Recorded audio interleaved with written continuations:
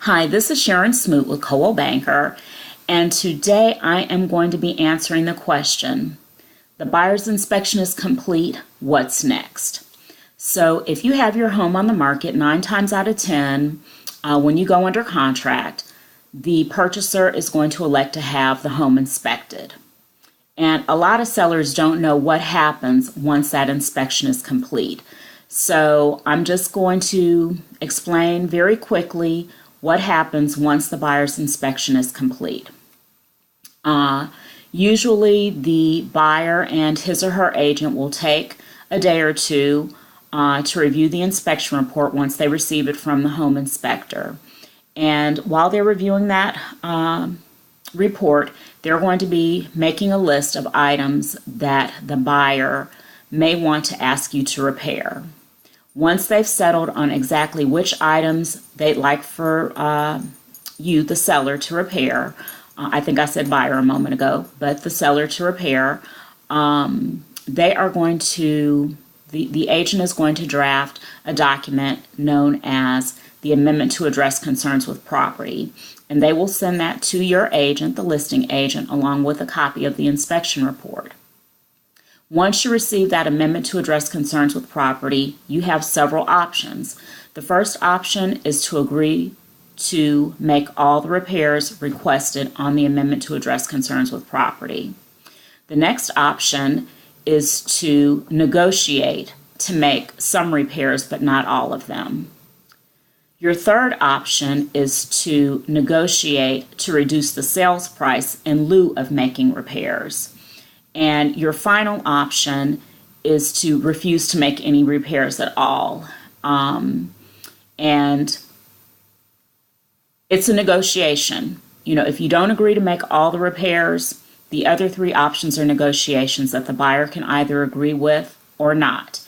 If you and the buyer are unable to reach an agreement as to which repairs will be made, or for you to reduce the sales price in lieu of making repairs, then the buyer has the right to terminate the contract and get his or her earnest money back as long as the due diligence period hasn't expired.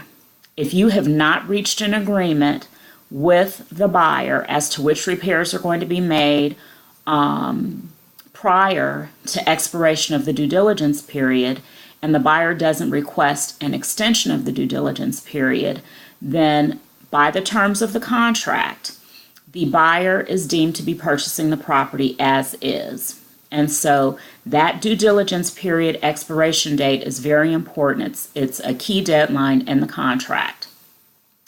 Now, I recently had a seller ask me how long it takes once the home inspection has been done for the buyer and the buyer's agent to get her the Amendment to Address Concerns with Property.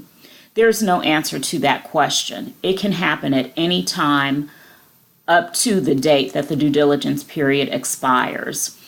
And so when you look at your contract, there's a provision on the first page that tells you how long that due diligence period is, and you count the days from the day after the binding agreement date. So let's say, for instance, that you have a 10-day due diligence period and the binding agreement date of your contract is September 3rd.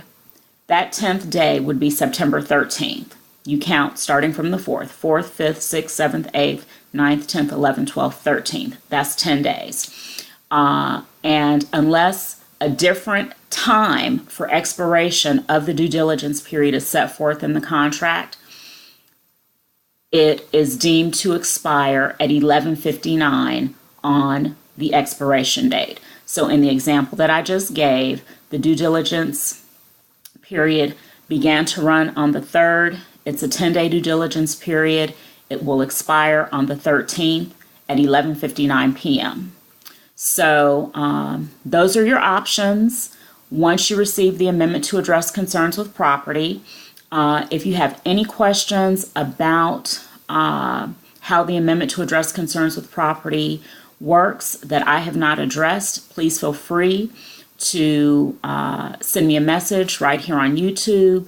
This video will also be posted on my Facebook page. You can reach out to me there as well, and the link to my Facebook page is below.